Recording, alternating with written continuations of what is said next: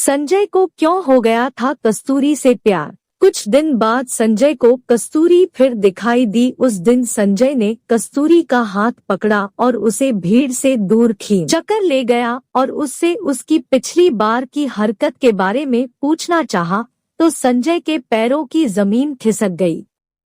उसने देखा कस्तूरी का चेहरा पीला पड़ चुका था और वह बहुत कमजोर हो गई थी। उसने अपनी फटी चुनरी से अपना पेट छिपा रखा था, जो कुछ बाहर दिख रहा था। कस्तूरी वहां से जाने के लिए संजय से जोर आजमाइश कर रही थी। संजय ने किसी तरह उसे शांत किया और भीड़ से दूर एक चाय की दुकान पर बिठाया। संजय ने गौर से कस्तूरी के चेहरे की तरफ देखा तो उसका दिल बैठ गया। कस्तूरी सचमुच बहुत कमजोर थी। संजय ने कस्तूरी से उसकी इस हालत के बारे में पूछा तो पहले तो कुछ नहीं बोली, लेकिन संजय ने प्यार से उसके सिर पर हाथ फेरा तो वह रोने लगी। संजय कुछ समझ नहीं पा रहा था। कस्तूरी ने अपने आंसू पोंछे और बोली, बाबू, मेरी यह हालत उसी दिन से है जिस दिन आप और आपके दोस्त मुझे होटल में मिले थे। संजय ने उसकी तरफ सवालिया नजरों से देखा तो वह फिर बोली, बाबू, मैं कोई धंधे वाली नहीं हूँ। मैं उस गंदे नाले के पास वाली कच्ची झोंपड़पट्टी में रहती हूँ। उस दिन पुलिस मेरे भाई को पकड़ कर ले गई थी क्योंकि वह गली में चरस गांजा बेच रहा था। उसे जमानत पर छुड़ाना था और मेरे माँ बाप के पास पैसा नहीं था। अब मुझे ही कुछ करना था। मैंने अपने पड़ोस में सबसे पैसा मांगा, लेकिन किसी ने नहीं दिया। थक-हार कर मैं बैठ गई तो मेरी एक मौसी बोली कि इस बेरहम जमाने में कोई मुफ्त में पैसा नहीं देता। मौसी की यह बात मेरी समझ में आई और मैं आप और आपके दोस्तों तक पहुंच गई। कस्तूरी चुप हुई तो संजय ने अपने चेहरे के दर्द को छिपाते हुए पूछा, तुम्हारी यह हालत कैसे हुई? कस्तूरी ने कहा, बाबू, यह जानकर आप क्या करोगे? यह तो मेरी किस्मत है।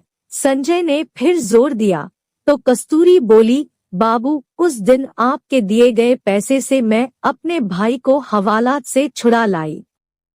तो भाई ने पूछा कि पैसे कहाँ से आए।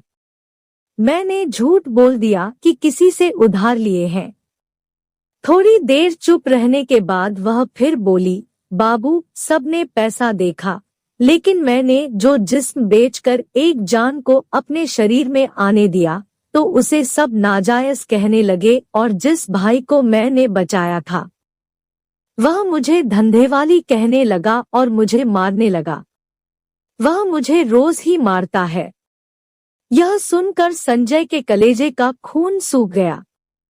इस सब के लिए वह खुद को भी कसूरवार मानने लगा। उसकी आंखों में भी आंसू छलक आए थे। कस्तूरी ने यह देखा तो वह बोली, बाबू, इसमें आपका कोई कसूर नहीं है।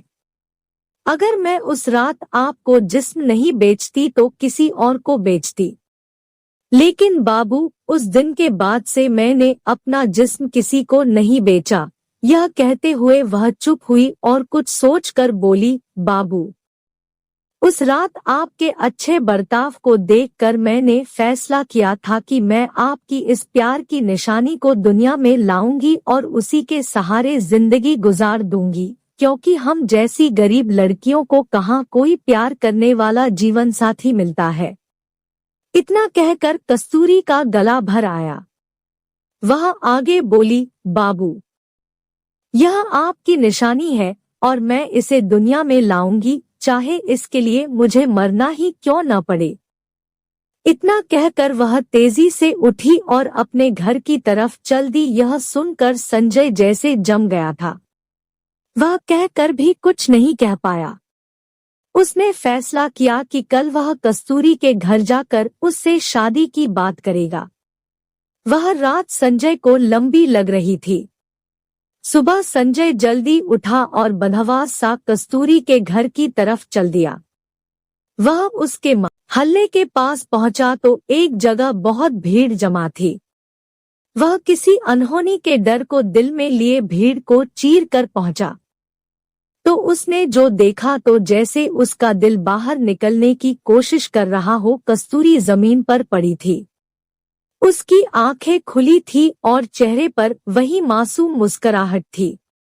संजय ने जल्दी से पूछा कि क्या हुआ है, तो किसी ने बताया कि कस्तूरी के भाई ने उसे चाकू से मार दिया है, क्योंकि सब कस्तूरी के पेट में पल रहे बच्चे की वजह से उसे बेइज्जत करते थे।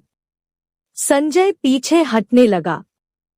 अब उसे लगने लगा था कि वह गिर जाएगा। तभी पुलिस का सायरन बजने लगा तो भीड़ छंटने लगी। संजय पीछे हटते हुए कस्तूरी को देख रहा था। उसका एक हाथ अपने पेट पर था और शायद वह अपने प्यार को मरते हुए भी बचाना चाहती थी। उसके चेहरे पर मुस्कुराहट ऐसी थी जैसे उन खुली आंखों से संजय को कहना चाहती हो, बाबू, यह तुम्हारे प्यार की निशानी है, पर इसमें तुम्हारा कोई कसूर नहीं है। संजय पीछे मुड़ा और अपने घर पहुंचकर रोने लगा। वह अपने आप को माफ नहीं कर पा रहा था, क्योंकि अगर वह कल ही उससे शादी की बात कर लेता तो शायद कस्तूरी जिंदा होती। बारिश होने लगी थी। बादल जोर से गरज रहे थे। वे भी कस्तूरी के प्यार के लिए रो रहे थे।